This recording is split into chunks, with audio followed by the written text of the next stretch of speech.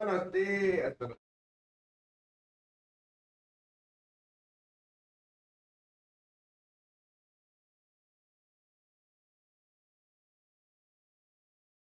Eu pensei em hoje que tem que fazer,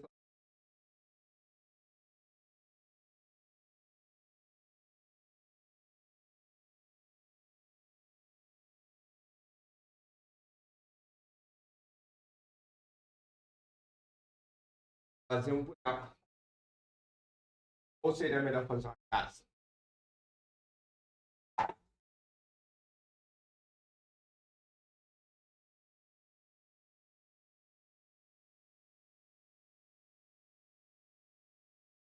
O que seria melhor?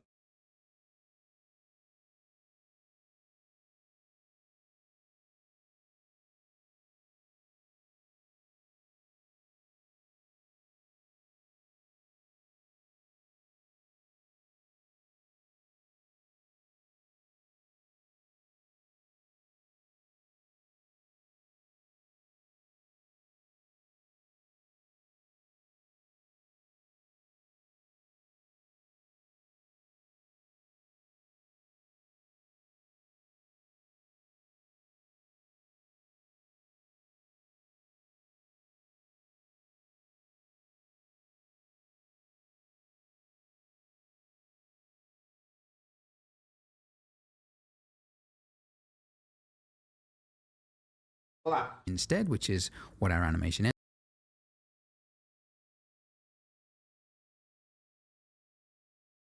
ends at. You can see it will now play through and it'll get to the end and then it will loop back to the start. And also if you want to like reset. Aí eu fiz o que ele pediu lá, só não fiz das coisas porque do cara.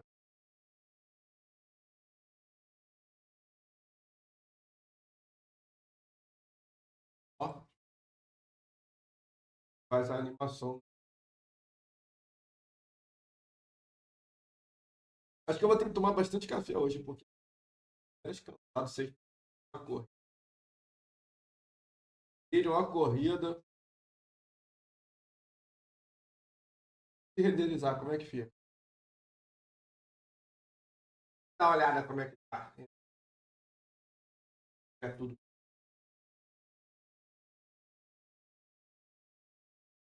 Ó, tá.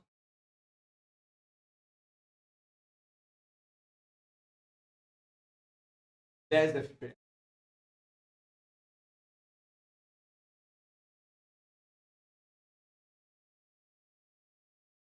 É o do normal. Tá. Mandar render fato.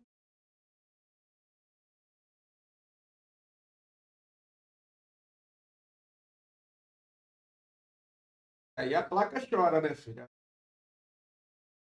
A placa. A mãe não vê.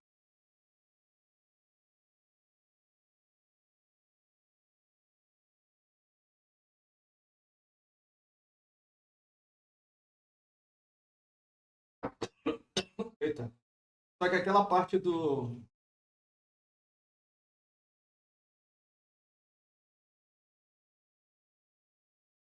Ah, foi composite, né?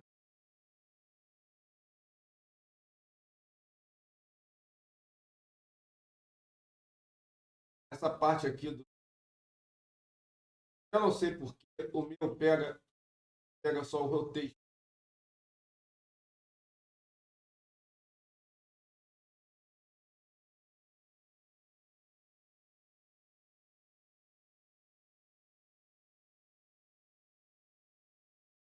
Vou pegar o timeline aqui.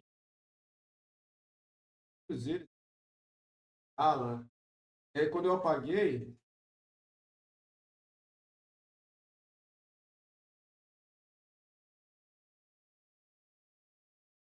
ela que tá.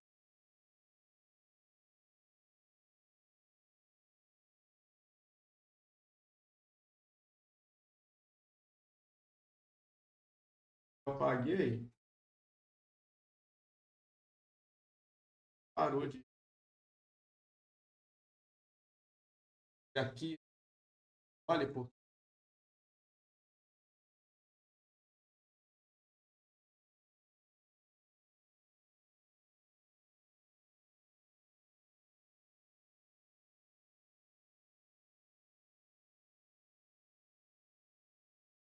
Tá vendo?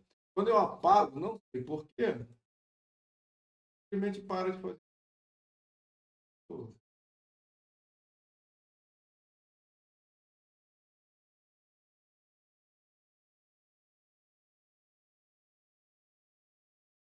Eu não consegui entender ainda. Parar para dar. Eu nem ia fazer, eu não sei, né? Qual ele quer. Faça isso aqui. Pude, né? De para outro. Pude fazer live por. Então, pessoal.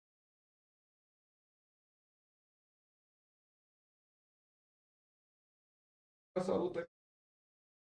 Agora, né? Parando. Set this view in your timeline, you can hit the home key and that'll like expand it out a little bit, and there you go. So that is basically our final animation. You can tweak it, you can make it look a little bit more polished than what I have here, because when I'm recording a tutorial I can only do so much before people get bored, but that's pretty good. It's not bad. So we are nearing. Pô, viu? Me fez lembrar o teu vídeo.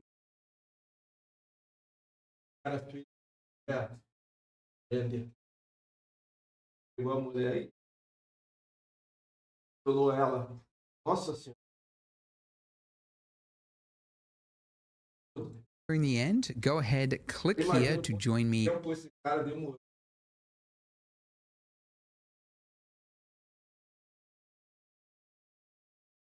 Pegar a mulher e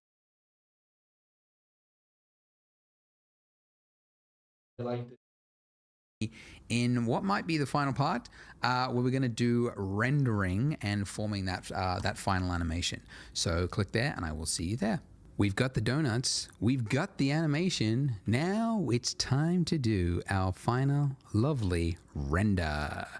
So we are rendering using the Cycles rendering engine, which, to jog your memory from the rendering video, the way it works is, turning off denoise, is it starts with a very noisy image with a low. Engraçado. Ele, né? Quatro placas é rapidinho.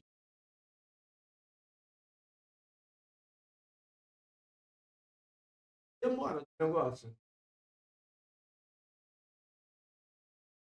É rápido agora. Aqui.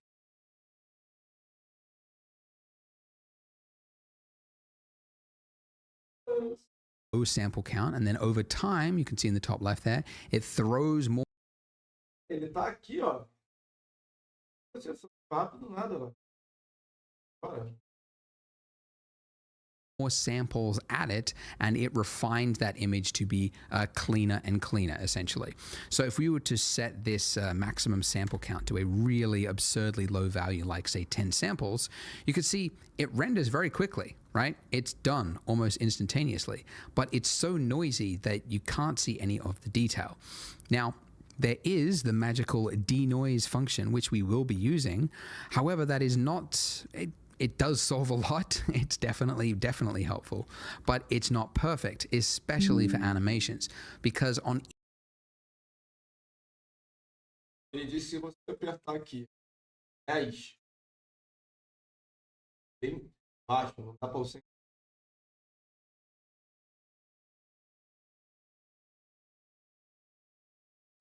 Mas se você apertar o denoise, se você não apertar o denoise, olha lá. Né?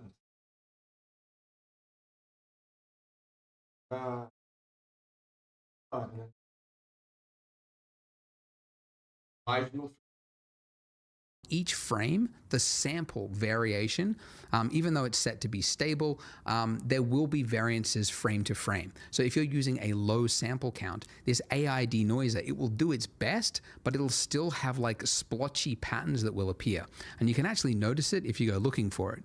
Like the other day, I was watching one of Mr. Beast's videos, and there was like an animation in it, and I was looking at it, and I saw like all this splotchy stuff like on the sides, and I was like, oh damn, that team must be on like a really tight deadline because they did not have time to render out the proper the proper samples. But anyways, So I did a few tests for this exact scene here. You can see this is with 20 samples. You zoom into the background there, you can see splotchiness. It's especially noticeable in out of focus areas, which I'll show you how to do that out of focusness soon. But you can see it's very splotchy and you wouldn't ever want to use it. 50 starts to look a little more stable, but still the splotchiness is very noticeable. You don't want that. 100, this is where it's starting to look usable, but still not great. I wouldn't consider that good. 300 samples is where I consider the bare minimum for a scene like this.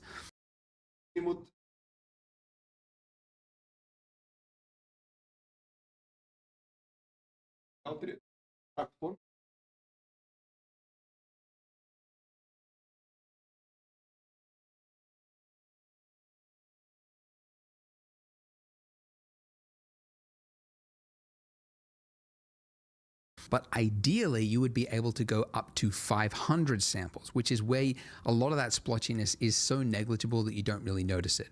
And if you é onde ele acha que é valor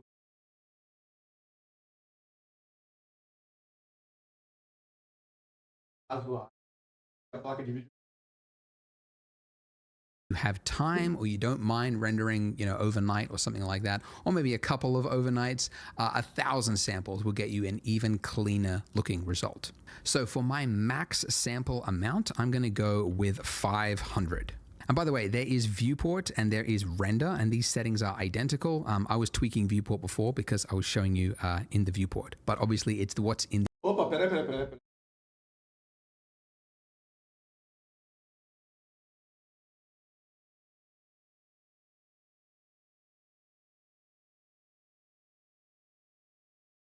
Caraca, o negócio é igual, mano.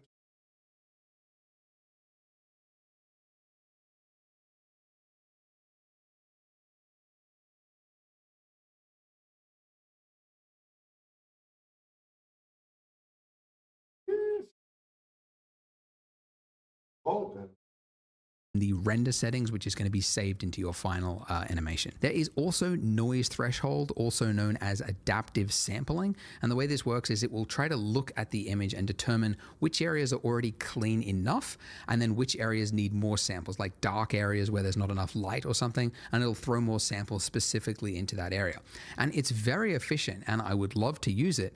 Unfortunately, it doesn't play well with the denoiser. With the denoiser, it can create splotchy areas, which are not good, obviously. So if you're using the denoiser, which let's face it, is probably 99% of the time, then you can't really use the noise threshold. Que o nó faz hold é justamente para não faz sentido.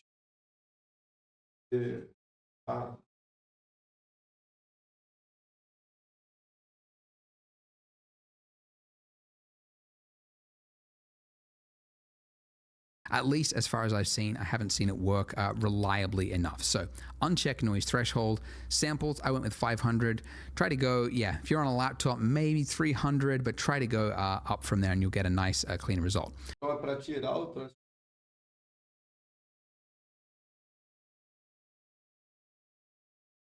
There's also time limit. I almost never use this, but this just puts like a cap on each frame. So if, I don't know, the samples was gonna take the image to like 25 seconds to render, if you set your time limit to be 20 seconds, it would just stop at whatever sample count 20 seconds gives it, and then it would move on to the next frame. But as I said, I almost never use it. I just want to use the exact sample count. Awesome. Now you might remember previously that when you want to do a render, you go render image, or you hit F12, and then this will kick off a single still render. And then from here, if I wanted to save this image, I would go image save as. Então, falou aqui. Não!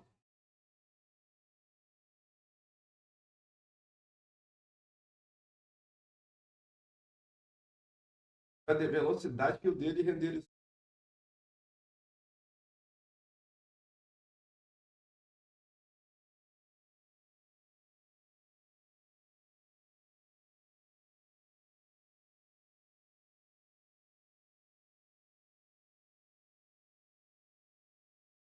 Renderizando ainda tem.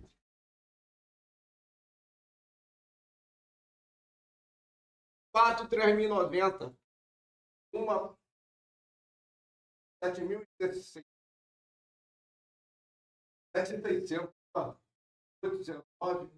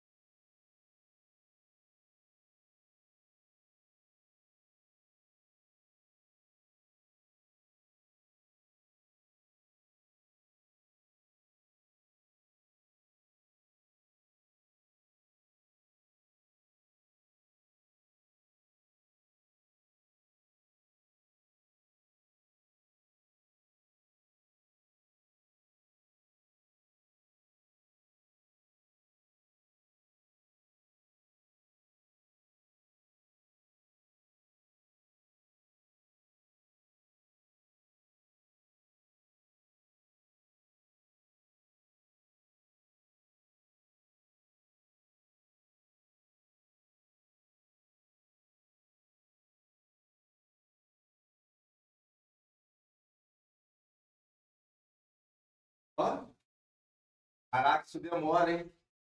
Tá no 60.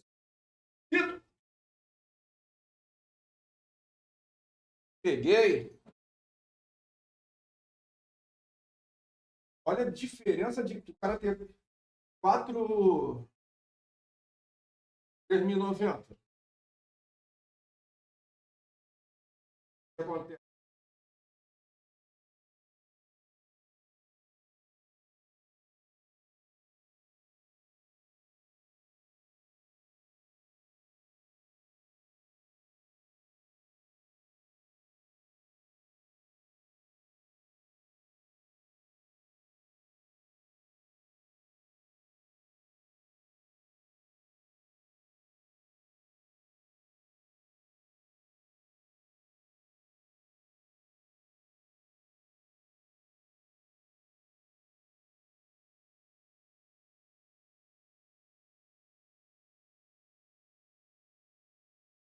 Salvado aqui. Well, what we want to do is we want to render a sequence, like every single frame. And so to do that, we want to use not just render, but render animation.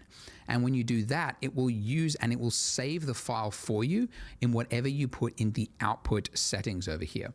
So if we bring this out over here. Veja, salvar só aqui a animação. Posso salvar a imagem. Ah, mas demora, hein? Ó, 9 minutos.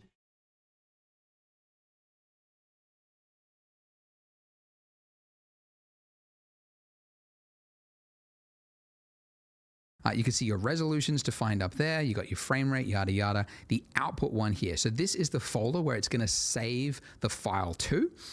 And then your file format, I'll just move this up. This is a really important one. Now you would think that because we want to create a video file, right, that you could upload to Instagram or YouTube or whatever, that you would want to use one of these movie settings, maybe an AVI or an FFmpeg or something like that. Salvar a animação.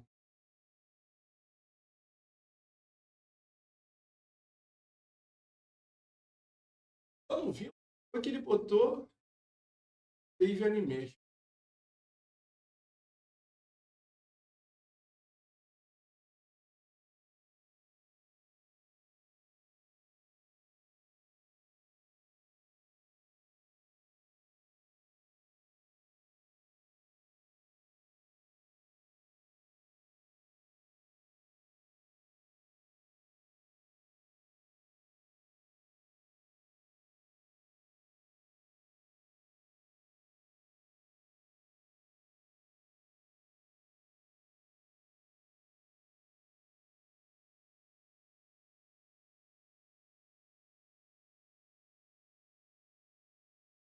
Limit. I almost never use this, but this just puts like a cap on each frame. So if, I don't know, the samples was gonna take the image to like 25 seconds to render, if you set your time limit to be 20 seconds, it would just stop at whatever sample count 20 seconds gives it, and then it would move on to the next frame. But as I said, I almost never use it. I just want to use the exact sample count.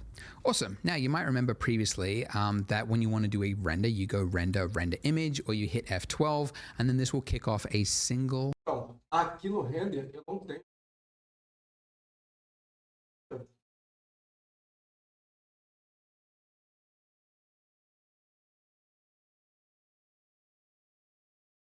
still render. And then from here, if I wanted to save this image, I would go image, save as. Ah, tá. Só que tem um problema, né?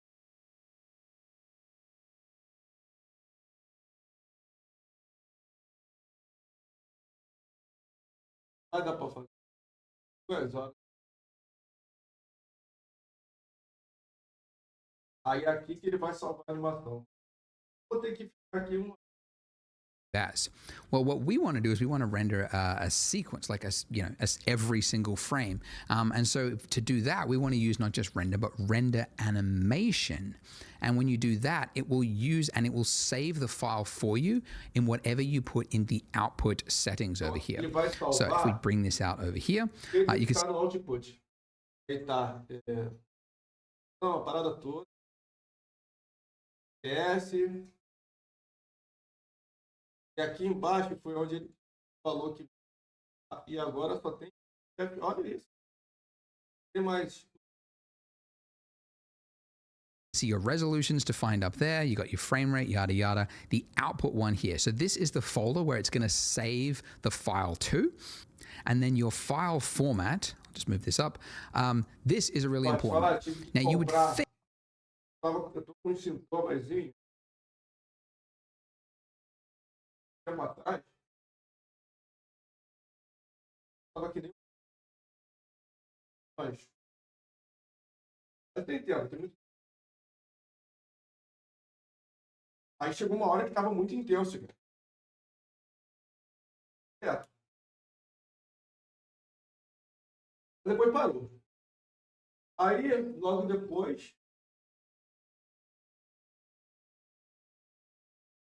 muito assim de vez em quando. Dava uma quicada. Uma outra coisa, eu deito à noite, a tela tá esticada, sozinha. Assim. Ontem, inclusive, fez isso. Aí minha esposa estava vendo o vídeo, mas eu estava tão cansado, mas eu vi um doutor no já viu o doutorzinho falando.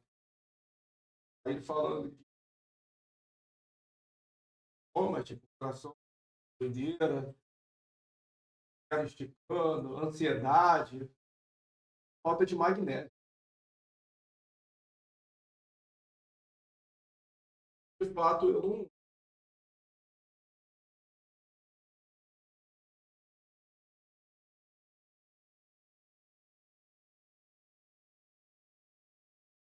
Aí comprei.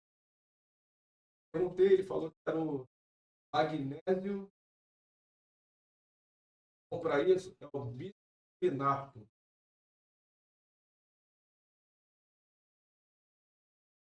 É bom. É bom. A glicina é um aminoácido anti.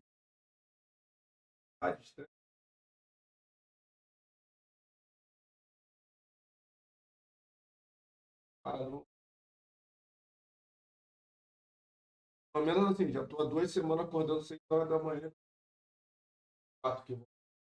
Eu até aumentei. Descendo a rua, vou descendo no parque lá que eu corro, né?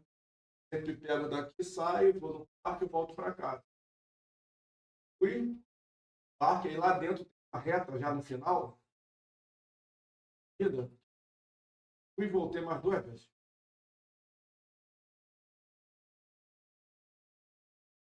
Mas a distância.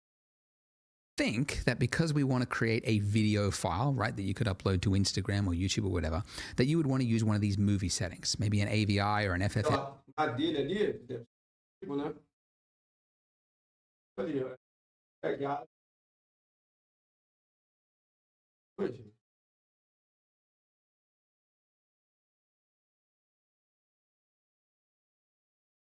Eu já vi que vai lançar o 4.5. MPEG or something like that. But you would not. You would be wrong. But it's a common mistake a lot of beginners make.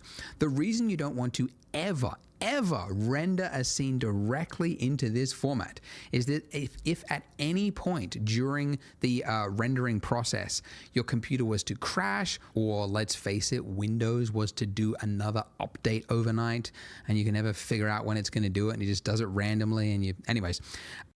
Tá falando aqui, você nunca vai travar. If it was to do that, you would lose everything. Everything that you have rendered has just vanished because it will not have created any file that you can actually read. So instead, you always render to still images. Okay, so you want every single one of these frames to create a PNG and then put it into the output folder there, which you will then later take that sequence of 300 PNG images, let's say, or it's 160 in this case, and then put that into another process, which I'll show you, to create that final. Ou seja, ele está falando que não é para fazer esse negócio da imagem. Você continua. Tem que gerar 300 imagens. Daí ele vai ensinar o processo aqui. Video file. So PNG is actually pretty good for most cases. If you want to go a slightly higher quality, you could use TIFF. If you really know what you're doing, you could use OpenEXR. But the problem with that is that it will not use, it won't embed like a display transform in it. So it'll save it into linear format. Technical jargon just to say it's going to look terrible if you don't know what you're doing with it. So generally speaking, PNG or TIFF is the one you want. Never JPEG. The compression on that is terrible unless you're just throwing a still image up on Facebook or something. But PNG or TIFF, that's fine. And the color. Eu tava querendo pular já terminar antes dessa parte, mas depth, you could go 8 or 16 bits. 16 bits will give you a lot more range, but it will be larger files. Unless you're planning to do color grading and something like After Effects or Nuke or something, I wouldn't bother with 16-bit. 8 should be fine. So you set your output folder to be something that makes sense. I usually just create a folder called frames. And then within here, I just create another subfolder. I call it like 1, just because you almost always need to render multiple times. But anyways, you create a subfolder there called 1. And then, yeah, I just kick off the render by going render animation. But before you do that, it is a good idea to check your scene to make sure that you haven't got any mistakes, because you're going to be rendering, and usually you're rendering overnight or maybe a sequence of days, and you don't want to have to go through the whole process. Aí tu vê, né? Cara, ele tá falando aqui, pra tu dar uma olhada, faz uma olhada bem dada para ver se não tem erro. Porque você manda renderizar, pode ficar várias noites ou um dia inteiro renderizando. Eu acredito que deve ser um negócio muito absurdo para ficar, né, uma semana.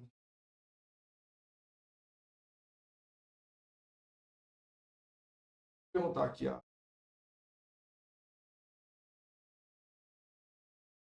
O tutorial.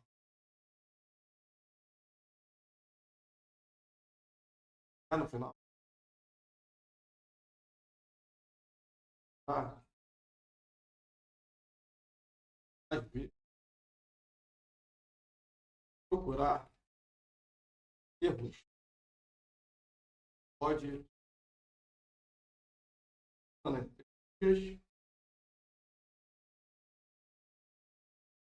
Mas eu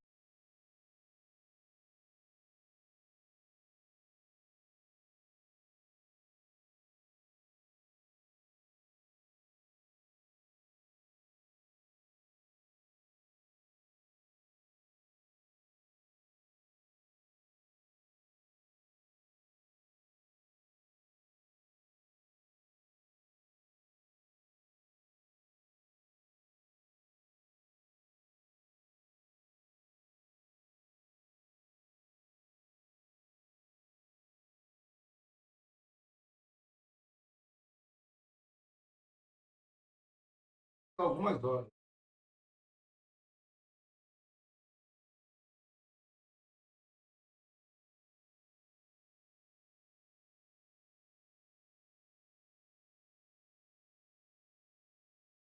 Pode demorar horas ou mais, mas trabalhos maiores podem uma semana mesmo. Imagina, e agora tu vê a necessidade do cara de 4, 3 minutos. Process of rendering only to bring it up and then go like, oh crap, I forgot to turn on that layer, or I forgot to fix that problem, or I didn't notice this before I did the render, and then you have to do the whole thing all over again. So here's a checklist. First, in solid view mode, click this little drop down next to your viewport overlays and then go face orientation. Now what this is showing you is which Aí ele está falando que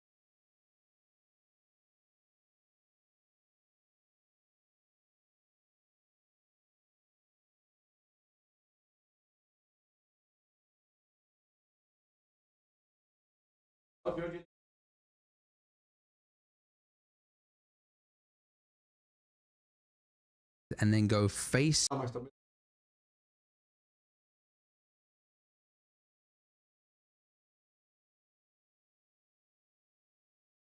Ih, mano. Não gosto dele não, mano.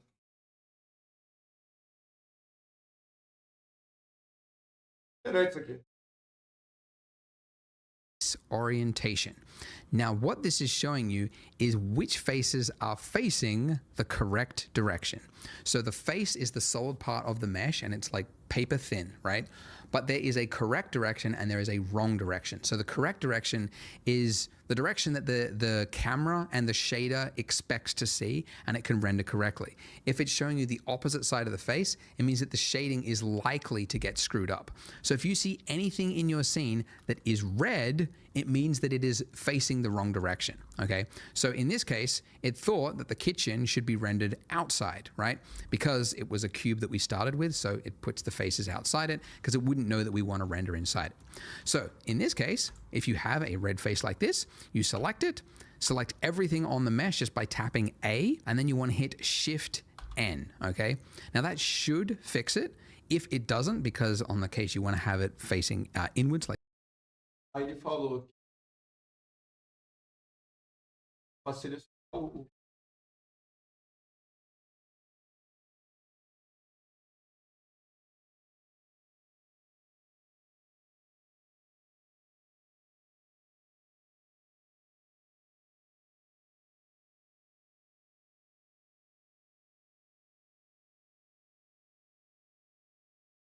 that should fix it. If it doesn't, because on the case you want to have it facing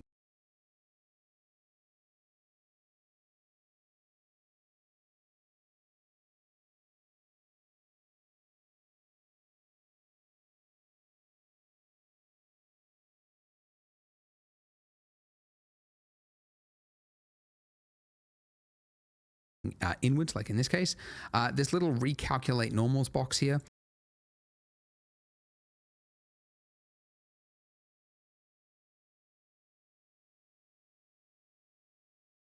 parte.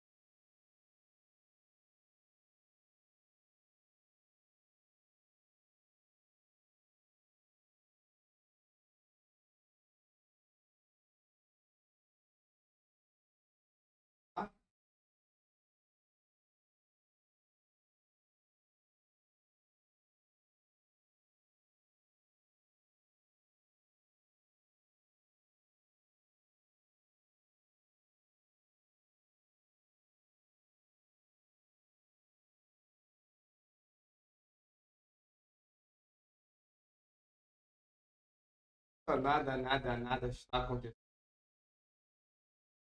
Mosquito.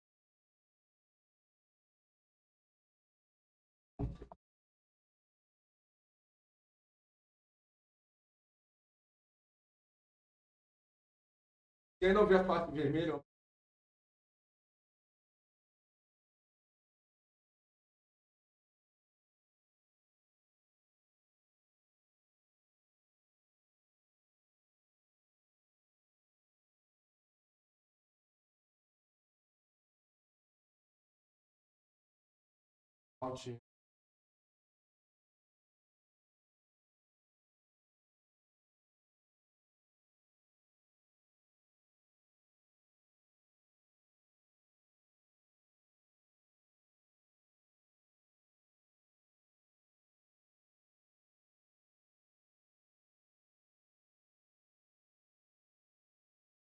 absolutamente nada.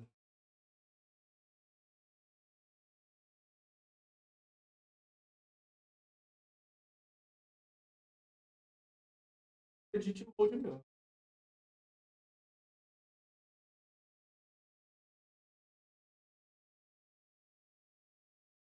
Ah! Apareceu ali, ó. Mode. Aí aqui nesse aqui, ó. Edit. If you click that, you can then click the checkbox that says inside. Or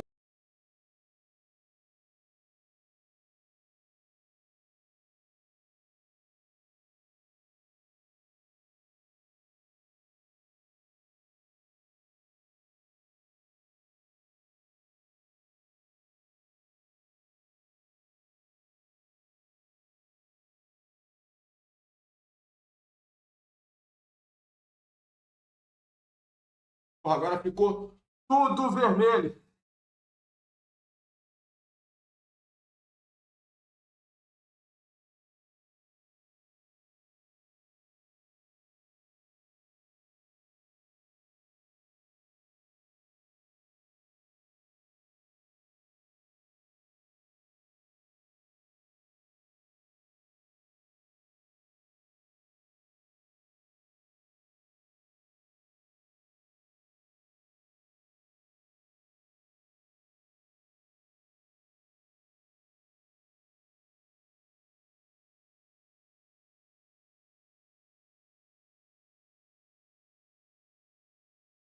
Tá, aí no edit. Tá, M. M. Bastante.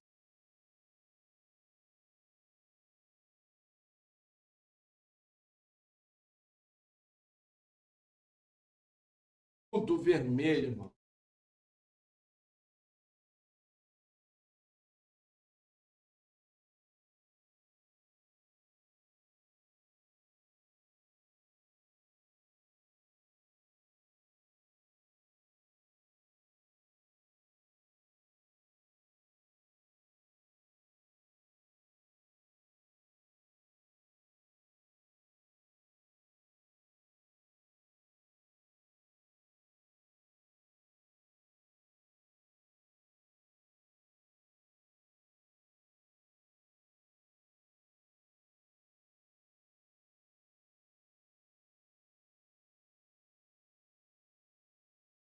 Absolutamente tudo vermelho.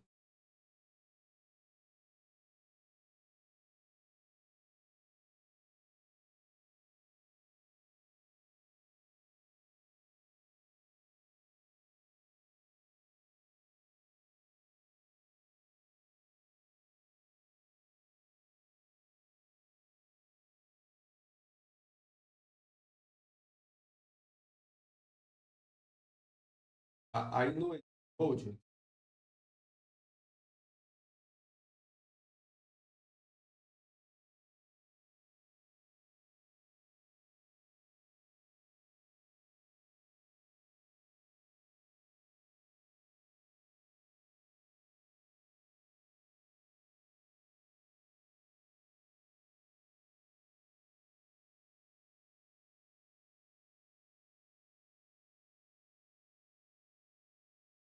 está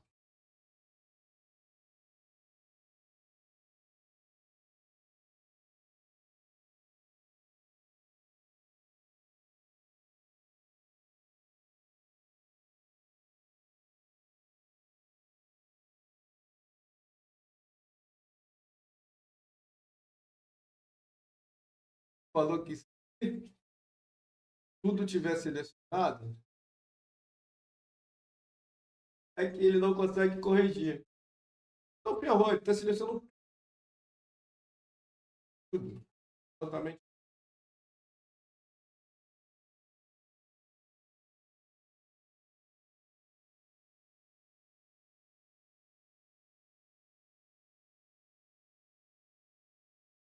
Or a hotkey for it is Control Shift N, and that will do a recalculation inside. Anyways,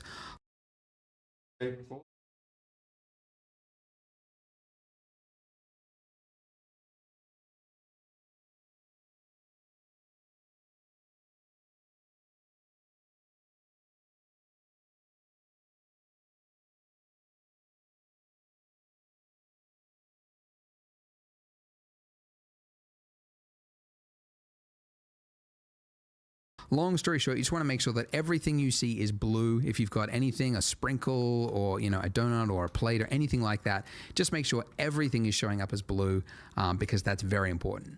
All right, so now that's done, I can turn that off. Eu vou fazer isso.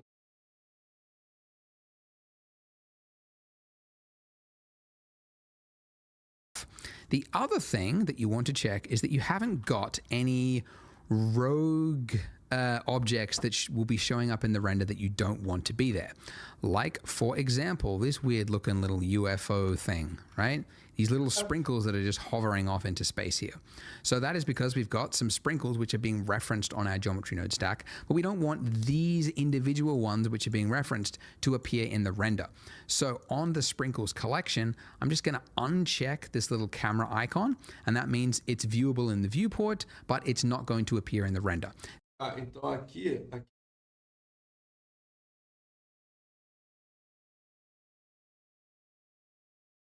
só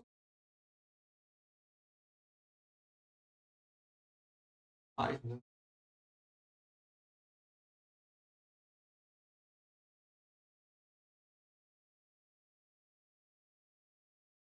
Dois pingos. Aqui a luz.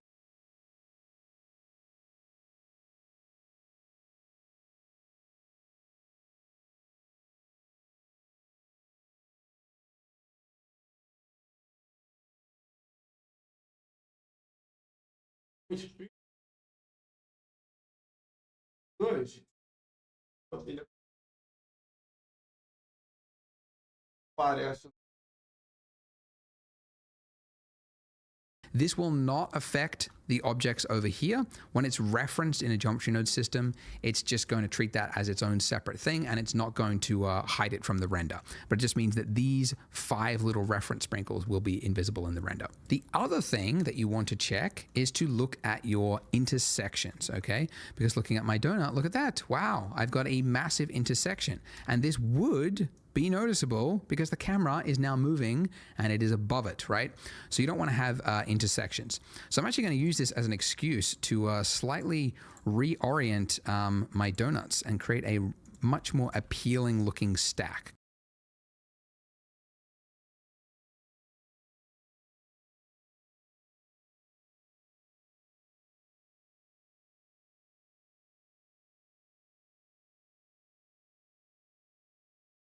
Because I was experimenting before I hit the record button, and I thought if I just create, you know, both of these stacks so they're kind of like leaning on each other, and I rotate them a little bit like this, and I take this donut, I can move it out, rotate that, yeah, something like this, there we go, right, and then, oh yeah, I'll rotate this a little bit more. It's a leaning tower of donuts. I'll move that out a little bit. But really, with this many objects on top of each other, you're bound to have something that looks a little funky. So just look at it from different Okay.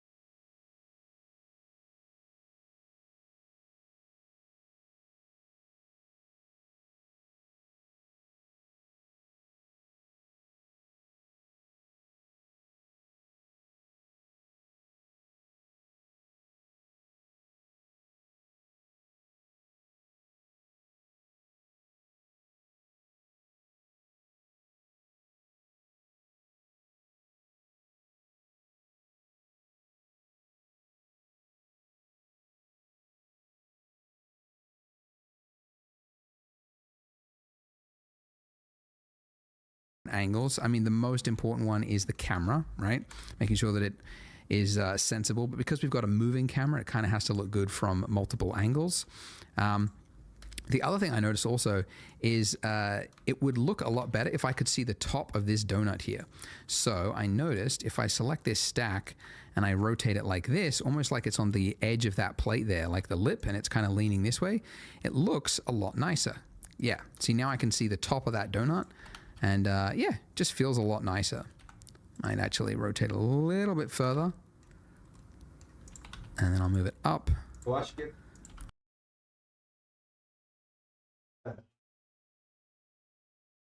né? Já olha o negócio, já.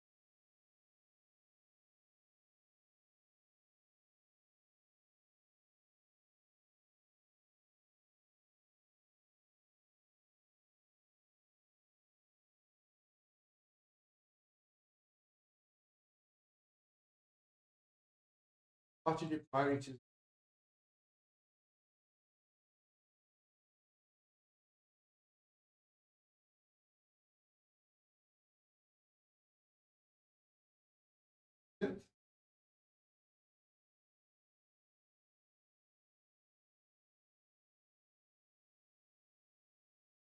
Caraca, mas olha lá. Não selecionei você não, filho. Claro, você.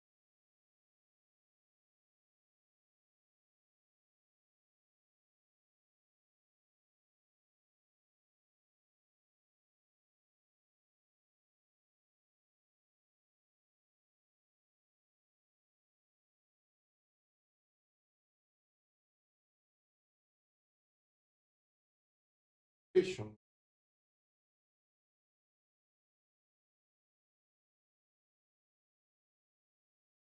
Selecionei.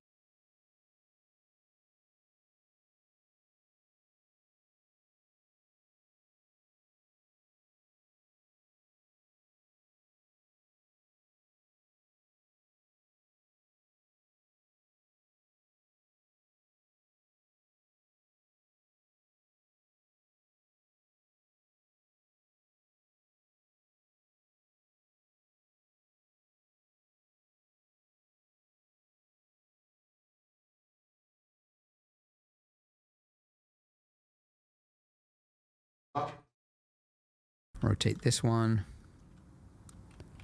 I'll pull that in a little bit. And that's pretty good. That's not bad. All right. There. So that's a lot more interesting, and I've also corrected a lot of the intersections there.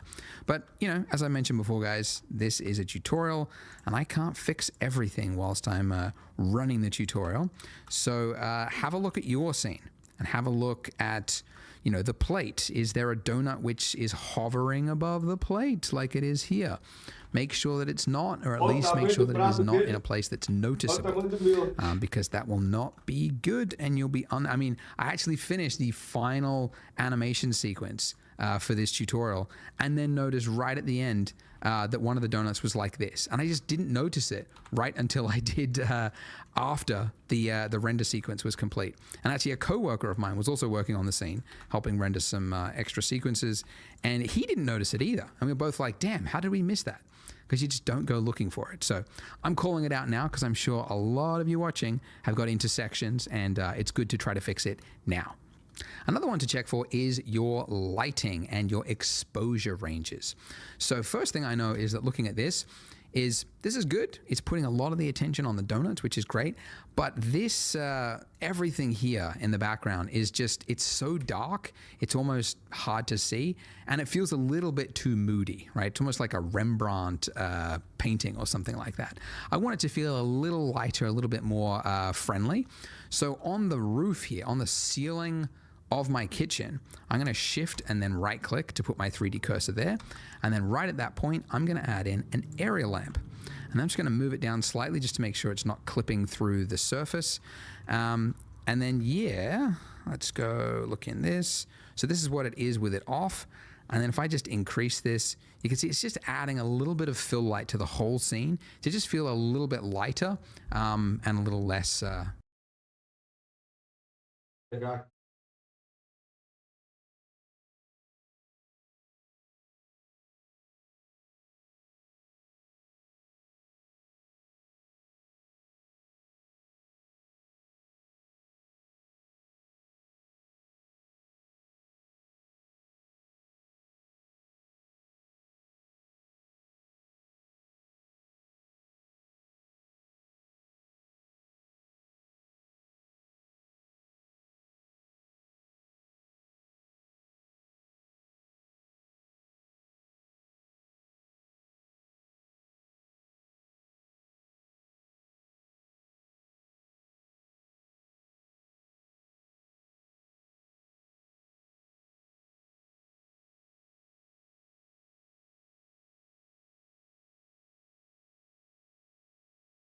Light. Área.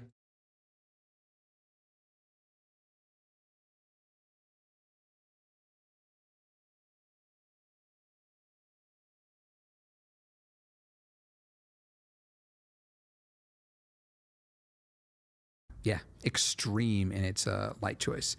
But yeah, that looks pretty good. Now, by the way, this power value, there's something called the inverse square law that applies to all light in the real world and in 3D software. It just means that if something is double, like twice as close to something, it means it's going to be 4 times as bright. So what this means is that I've just added in an area lamp, right, at the top of my ceiling, but that's because this is just the size of the box that I've got. If yours is a little bit shorter than this, right, then when you placed it, then this lamp and this lamp energy that we've just defined here as 10 watts is going to be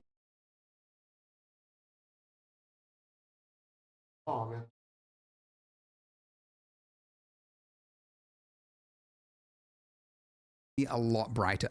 So don't copy the values that I'm putting here. Have a look at your scene and try to evaluate it and go, is it bright enough? Is it too bright? Do I feel that this fill light is too overpowering? Tá falando, isso aqui é o dele. Avaliar.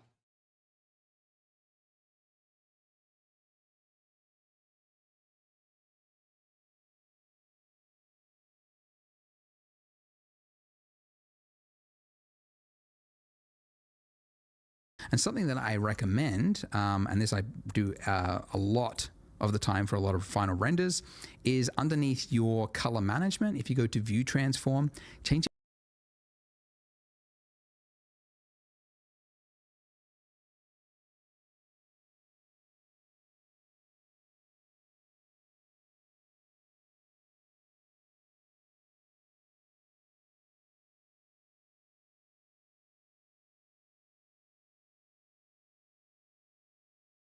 it from AGX to false color. Now, this obviously you never want to do for a final render, but this is revealing to you what is the exposure range of different parts of the image. Kind of like if you're using a camera and it's got like a zebra thing to like show you which parts are clipping. This is like that, but it's like to an advanced level. Essentially, it's showing you, I mean, I'll put this up from the Blender documentation, but it's showing you what is the exposure range of which parts of the image. And there's no like right or wrong here, but generally speaking, you want to have a nice range because then it's showing there are parts that are in light and then there are parts that are in shadows, and there is a range there so that you can reveal the form. There are exceptions to it, but generally that's the idea. Now, in my case, I want to make sure that really there's very few areas that are in the red or the white. The white means there is actually no information there because it has clipped. So that is not good. It's okay for a few areas, right, where there's a few highlights, but generally speaking, you don't want too much. Now, in my case, I think it's a little bit too high, so I'm just dialing it back. And just so that I get most of, the part of the donut where it's hitting the light, it's mostly in the orange to yellow Bola.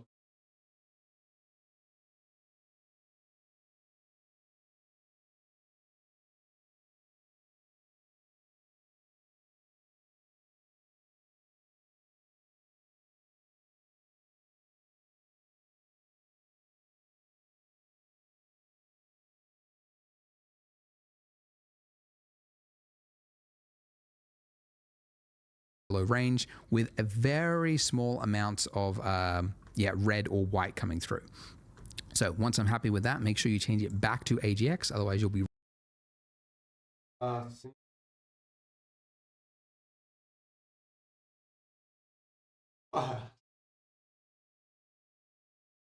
Eu acho que ficou mais escuro, hein?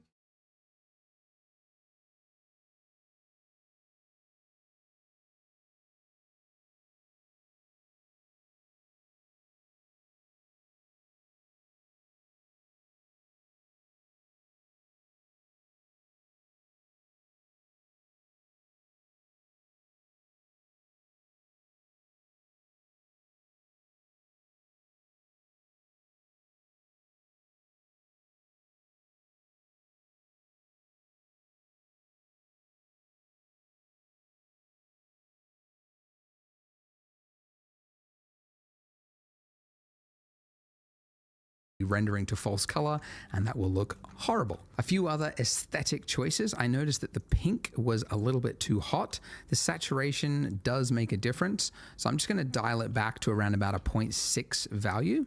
I also noticed that this yellow color was a little bit too close to mustard, so I'm just going to tweak the hue here just to make it a little bit more exciting, kind of like a banana yellow, right? And a little bit brighter as well, just a little bit more cheerful. The blue I'm going to make a little closer to an aqua, which is a little more funky, a little, I don't know, more interesting, at least to me. The base color, oh yeah, this one here. So I decided after looking at this and evaluating it, I'm like, I should just go with the white icing, like what I had in my my final render. So just creating a new material, call it white icing, right? And also for the donut, I noticed I forgot to put subsurface scattering on the donut itself, because donut, although it's bread, right, it's not going to have as much subsurface scattering as the icing, but it will have some, right? So I'm going to give it a weight of 1, radius, make sure that's always set to 1, and then this value here, let's go 0.01, like that, which I think is actually more than the icing that we gave it, but anyways, it works because it's kind of doughy. We can kind of get away. Maybe I'm having second thoughts right now. We'll go 0.01. Why not? Make it look a little bit more stylized and cartoonish. The other thing that I can see looking at this is that this part here, right, with these ball sprinkles on it, it's very like high frequency detail, which is just like a technical term to mean like small detail. Artists always invent terms just to sound smarter than they are, but it looks high frequency, right? And it's a little too high frequency. It's good to have some small detail, but not that small. It's just, it's kind of gritty, and it's kind of like, it's sticking out like a sore thumb to me. So what I'm going to do is go to my geometry node setup just for my round sprinkles here. And by the way, also make sure you're looking at the correct one, not long sprinkles. Uncheck that little pin if you've got it like I did. And then I'm going to change the round sprinkles scale, dragging down to 1.5. So it's a lot bigger, which means I can use a different distance min value, 0.002. And whilst I'm here, I'm also going to change the distance value for the long sprinkles, because I noticed it was feeling a little too even, the distribution of these, which generally means that with this Poisson disk distribution, it's using the distance to make sure that they're all perfectly evenly spaced, and it's a little bit, it's too big, essentially. So I'm going to set this to 0.004 instead, which means you will have some overlaps and some clipping, but if we use a lower count here in our setup, like 80, for example, or even lower, right? it should feel a lot more natural, right? It doesn't look like before it was like 200 when it was, this was 0.006, and now it's like 30, but it still almost feels like the same as what it was before, because that distance, when you lower it, you're getting more sprinkles in there, even though it's a lower sprinkle density. Anyways, technical. Also lower this one because that's just too many, so let's go like 50 for that. And that's pretty good. You can also experiment. Like I tried changing the different, like whether this one has long sprinkles or whether this one at the top has round.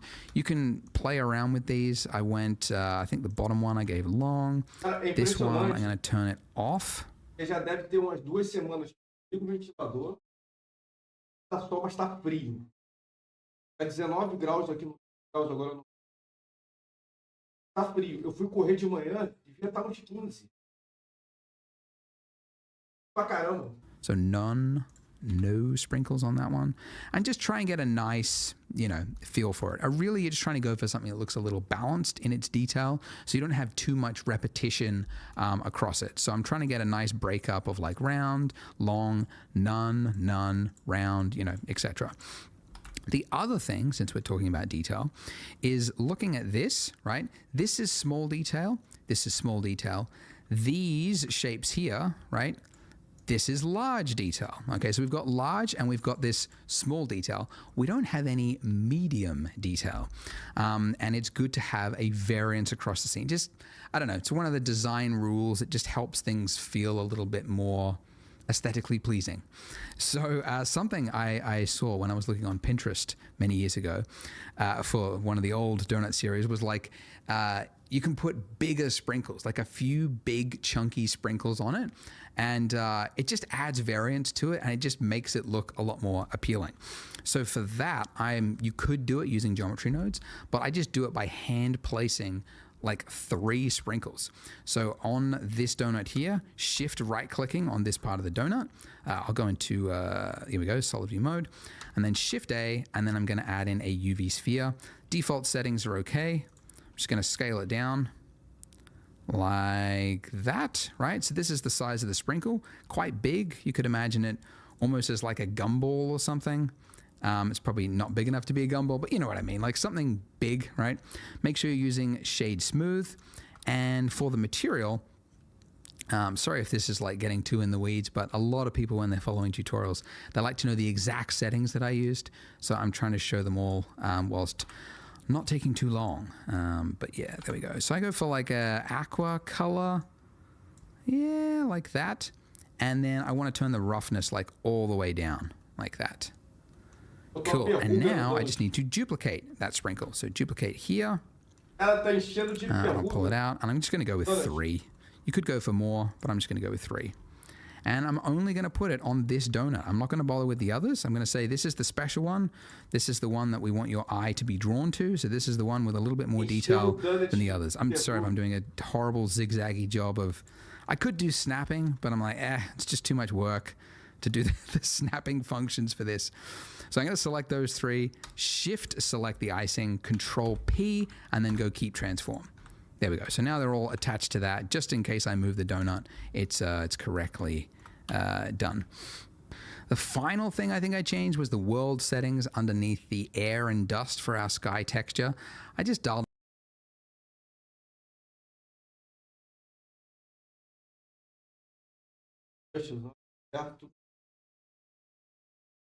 it back to around about a 0.7, just a little bit cooler in the lighting, right? As I might remember, I told you, if you go all the way there, it's like the sky just becomes like blue. And if it's too far up, then it becomes yellow and orange or whatever. Like,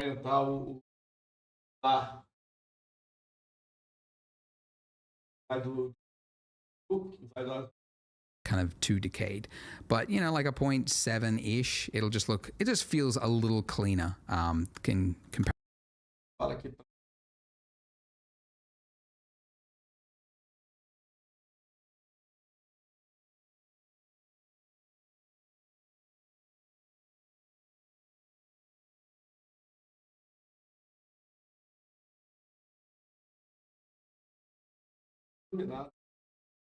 Comparison to what it was. Awesome. Now we're almost there. I promise you, we're almost there. The one thing that you probably do want to know how to add is depth of field. It adds a lot because every single camera in the real world has depth of field, except for pinhole cameras, interestingly, because there is no optics in a pinhole camera. So it can have like infinite depth of field, supposedly. Anyways, the depth of field setting is underneath your camera. Okay, so select your camera, then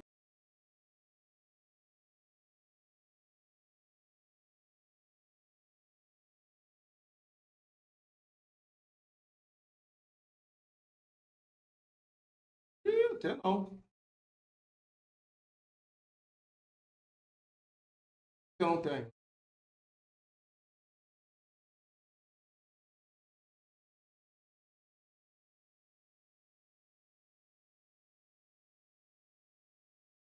click on the data here, and then depth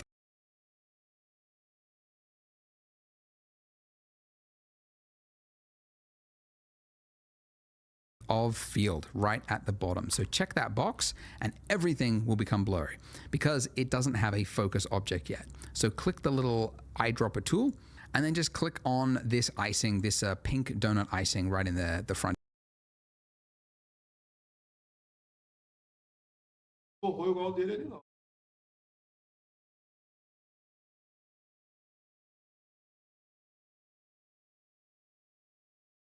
Here.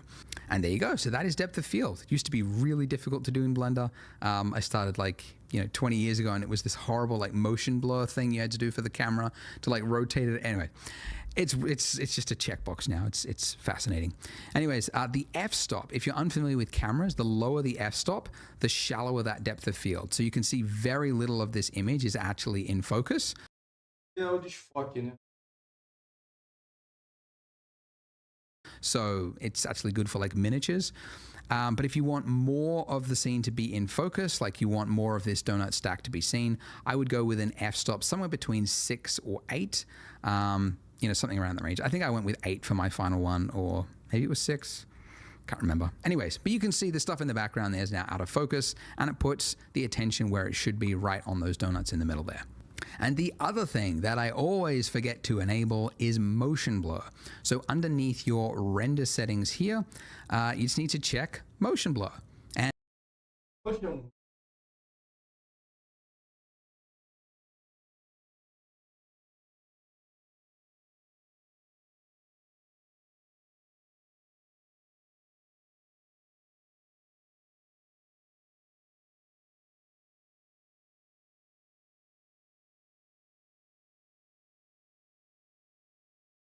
box.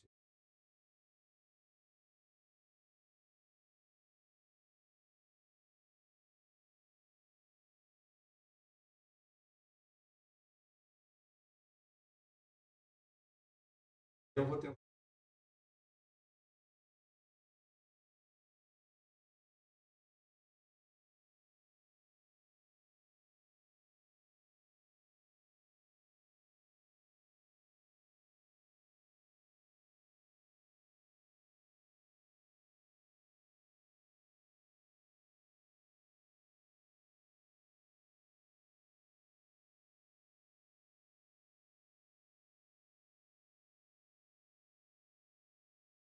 I actually find the default setting is usually fine. It's a little smooth, like it's a little bit too blurry sometimes, so you might want to drop it to like 0.4 or something.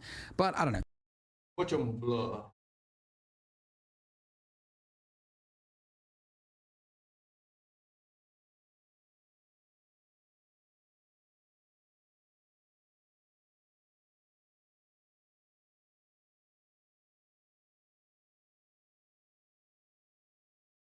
It should be defined with the default. It usually looks okay. So, are we ready to render our final animation?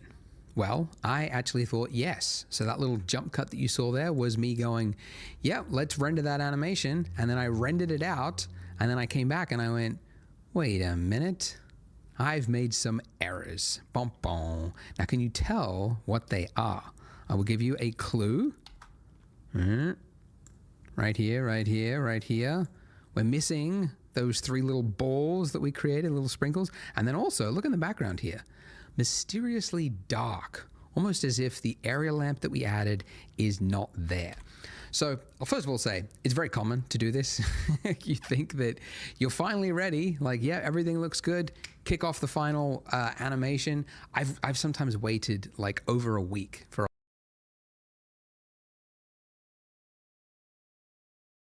Aqui é. E alguma renderizar mesmo. a whole animation to finish, and then I come back and then I open it up and then I go, oh no, I forgot to turn off that layer, I forgot to turn on that layer, I forgot, actually a technique that Pixar uses. I learned at one of the SIGGRAPH presentations they did. They said they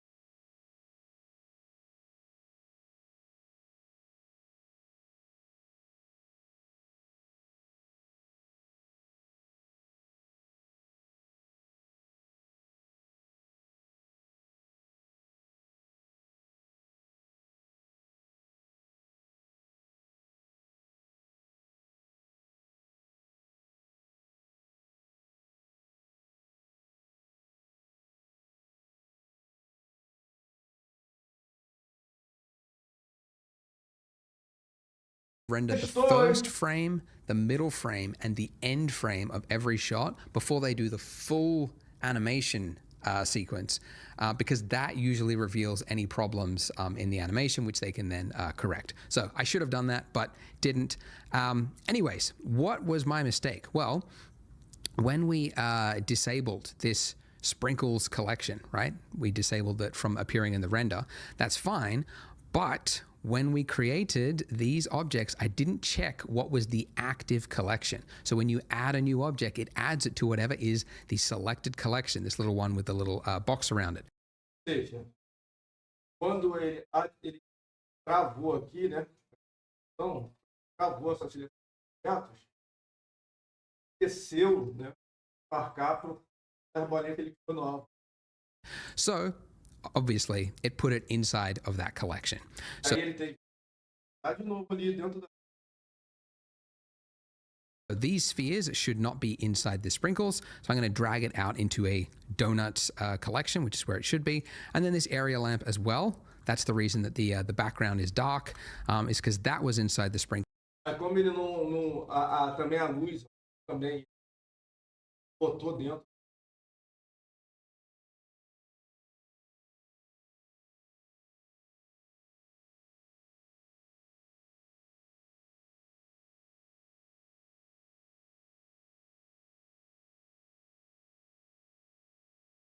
Uma frase bem forte aqui. Estava queimando.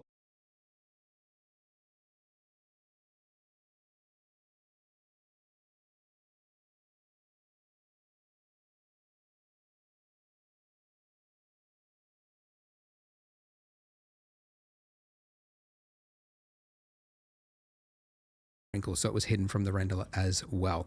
So now putting that into the environment, that now should look a lot better. So do a test render just by hitting F12, see how that looks first, what I should have done. I mean, even just doing one render could have revealed this problem. It's that obvious.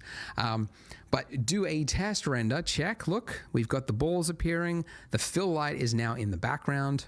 And the other thing I noticed, and this is because it's the next day that I'm recording this, when you look at something with fresh eyes, you often notice different things. So ele está falando que agora ele aceitou, mas para teste, né? Mas só fez quando tá com não tá com o olho cansado, né? Tá fazendo aqui a diferença. I thought that this exposure looked pretty good, but then now having a look at it the next day, I can see that it's a little overexposed. Okay, so if you look E aí, quando você vem com fresco, né? Olhos. Vou dar meu filho. um pouquinho para meio-dia. At the false color. This is what it looks like. And there's just too much orange there. So essentially I'm going to drop this back to be, so it's like mostly yellow across the front of these donuts here. Well, not mostly yellow, but more yellow than what there was before. There's not really an exact way to sort of pinpoint it, but I could just tell it's a little overexposed. So I'm just dialing it back to be a little more reasonable. Again, your exposure ranges might be different depending on, you know, how close your donuts are to the window or something, but look at it with your own eyes, and if it looks wrong when you're using this exposure range, use a different value, tweak it, and try to make it look accurate. Because actually I was on Discord this morning looking at some of your renders. Join the Discord if you're not on there. And I was like, okay, a lot of people also have overexposed renders, so I should bring that up. Anyway, we are now finally ready to do a render. So again, I am using no noise threshold, 500 samples, probably get that up to 1,000 if you want it to be non-jittery, denoise, open image denoise, and then I'm outputting it to TIFFs, just RGB, we don't need alpha, 8-bit, and then I'm just putting it into a folder, which, because I made a mistake, I'm going to put it into another folder. I actually made 2 mistakes, rendered it twice. I'll put it into a 3, right? That's why I put them in subfolders. Anyways, now that I'm ready, I'm going to go render animation. And this is now kicking it off. I can now leave it, walk away, and it will just start, as it finishes rendering, it'll just start dumping it into the folder. And there you go. So you can see it's rendered 3 frames. So we've got 3 images here. Once it's finished, we should have 160 TIFF files inside this folder, which you will have to watch the final part of this tutorial to learn how to take that sequence and form a video file. Quais imagens que você pegou do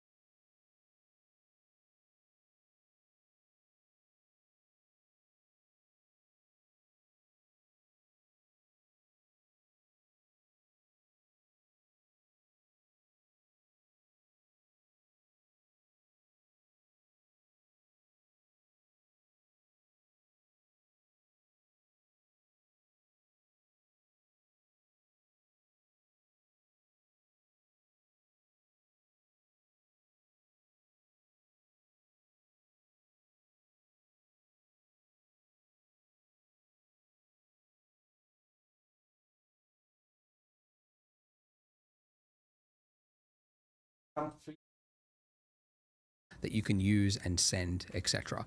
So click here to watch the final part of this tutorial series. Well, you made it. The end of the series. You've watched 14 videos. So before I show you how to turn the image sequence into a final video, I do want to say congratulations, because everyone says they want to learn new skills and very few people actually want to put in the time. So if you're watching this, you have clearly put in the time. So I mean that truly, well done. Now, if you are able to go from this series and then go off and create and get what you want out of Blender, then fantastic. But what I've learned over the years is that there is a percentage of people who want more. They want to know what tutorials to watch next to level up their.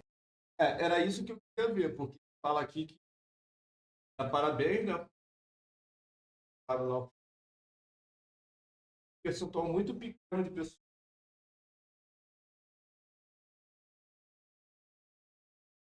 So I am in the process of creating a Blender course for beginners. Special.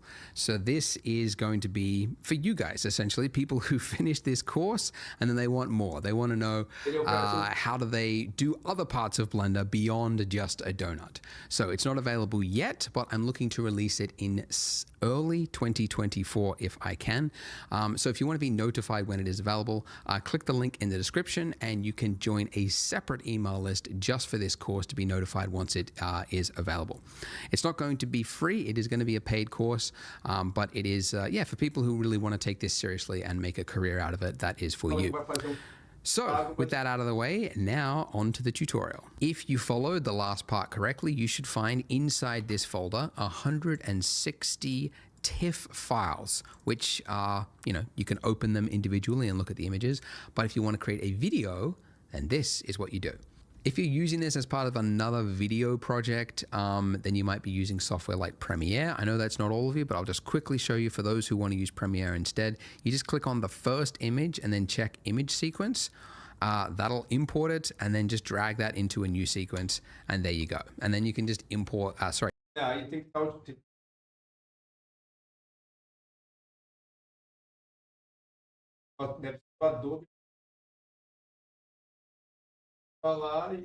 export that as you would anything in Premiere or edit it, etc. But if you want to use Blender, if you want to go the free route, there is actually a video editor inside of Blender. Ele falou que tem um editor dentro do. Now you can access it from inside here, but I actually find it easier and better to just create a new Blender instance. So for that, I go File, New, and then you can go General, but actually if you go Video Editing, then that will just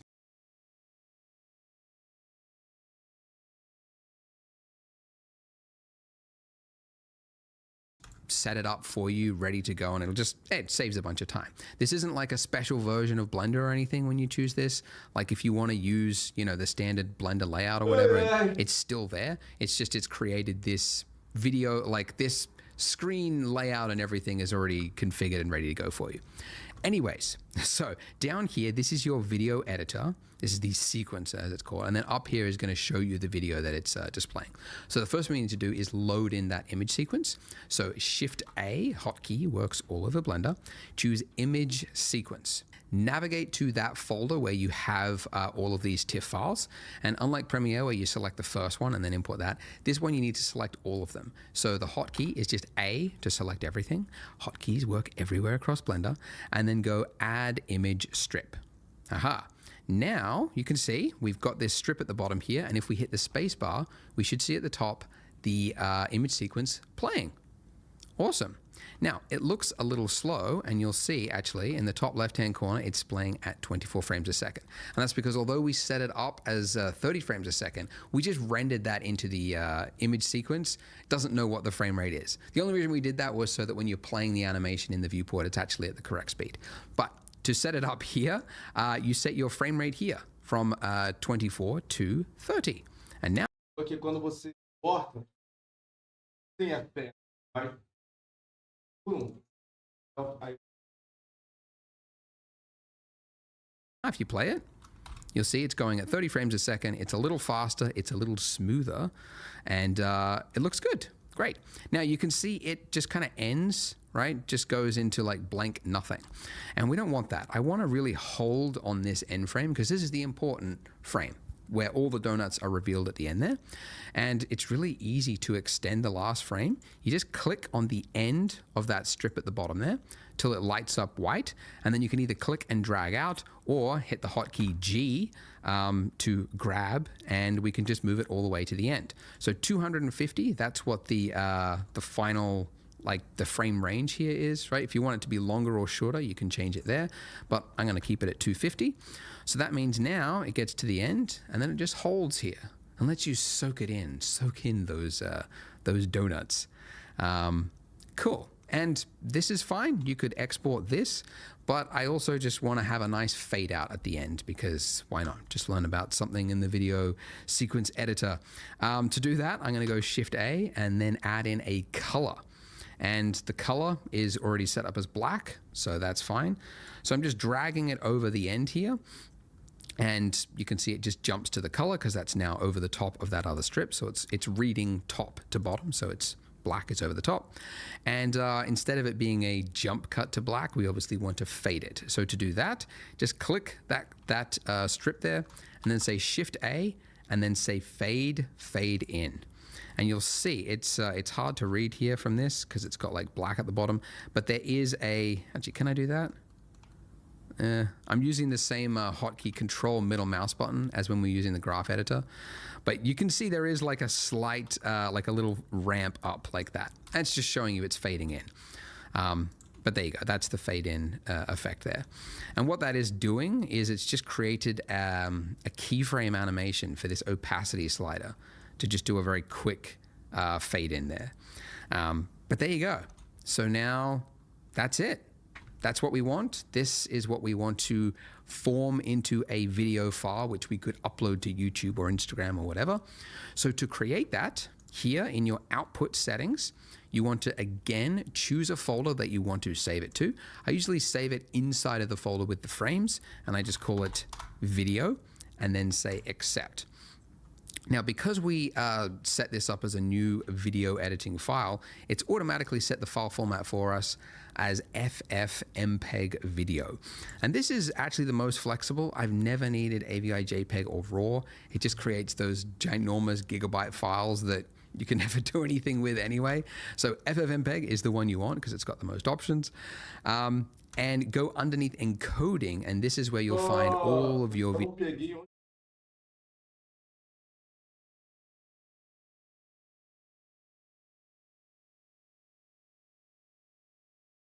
That's it. That's what we want. This is what we want to form into a video file, which we could upload to YouTube or Instagram or whatever. So to create that, here in your output settings, you want to again choose a folder that you want to save it to. I usually save it inside of the folder with the frame.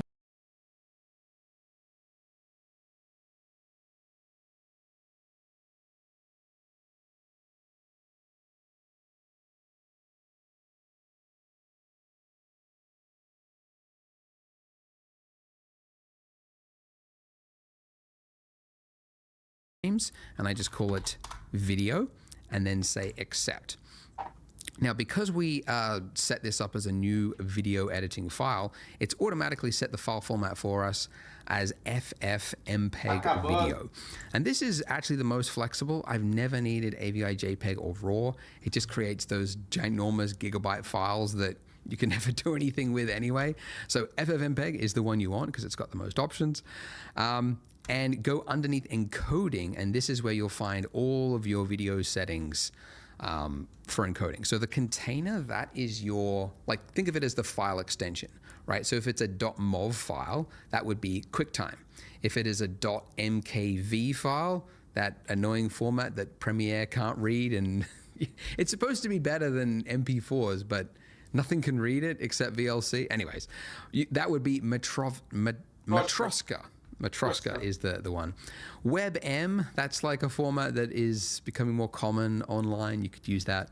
Anyways, we're going to use MP4. So that's MPEG-4 because that's the most common one that most people need. Video codec, we're going to leave it at the default. H.264 is fine. Now, if you're used to like all these settings of bit rates and all that, you can go into that just by setting like constant bit rate, and you can change all this. But I usually just choose one of the, think of these as like presets, right?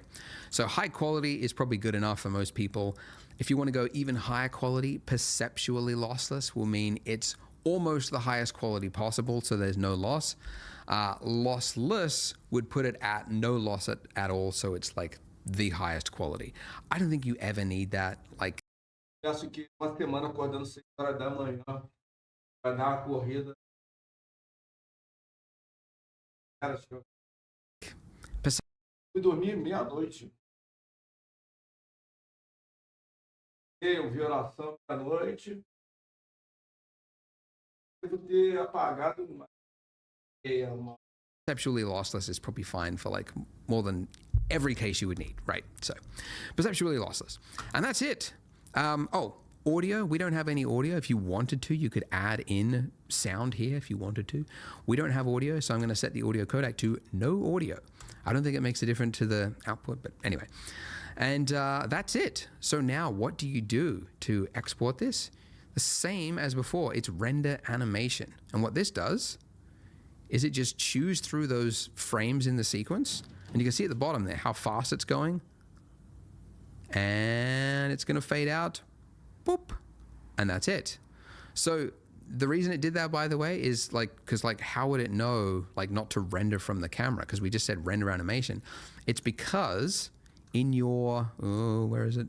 Way at the bottom there on my face, we've got post-processing and it's set to sequencer, right? And if it detects anything in your sequencer, if it detects anything in this strip here, it will then render this instead of what is in the camera. So that's how it knows to use those frames instead of render. Anyways, all to say, look, we have our video. Playing nicely, holds, oh, soak it up, look at them donuts, fade out. Ta-da. So well done, you did it. Congratulations, you made it to the end of the series. If you want a challenge, why not create some donut variations? You could change the color of the icing and then model some star-shaped sprinkles, and then you've got a patriotic donut scene. Donut do Trump aí. Olha, donut do You Trump. could use the Polygon add-on to import some of our free candles, and then some moonlight for a moody candlelight donut scene. You could experiment with some different marble textures. There's a lot there. You could make the sprinkles gold. You could add in some whiskey glasses, a serving board for a high-class, expensive donut-looking scene. You could decorate it with fruit and palm tree models for a tropical themed donut scene. Or you could add in some pumpkins, change the colors around, and you've got a fall-themed donut scene.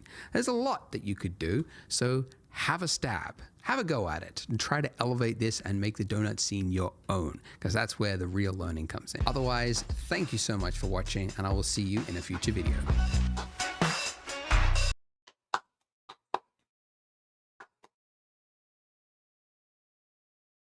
Vou acordar o pequeno lá rapidinho e já volto. Eu queria tentar. Não, eu quero tentar. Parada aqui.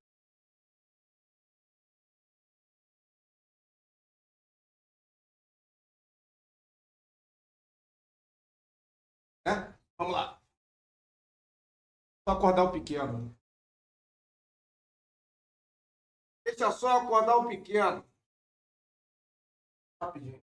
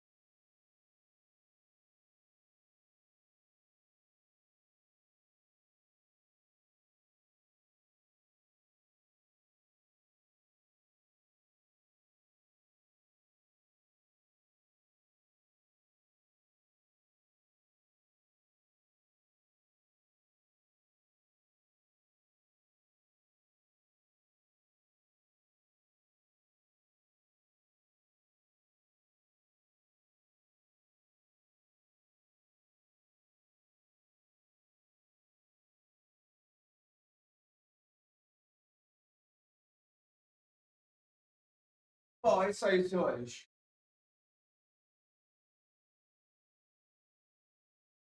Vontade de fechar por aqui. Ficar com o meu. Pronto. Acabou a sequência do Dante. Na próxima aí vou dar uma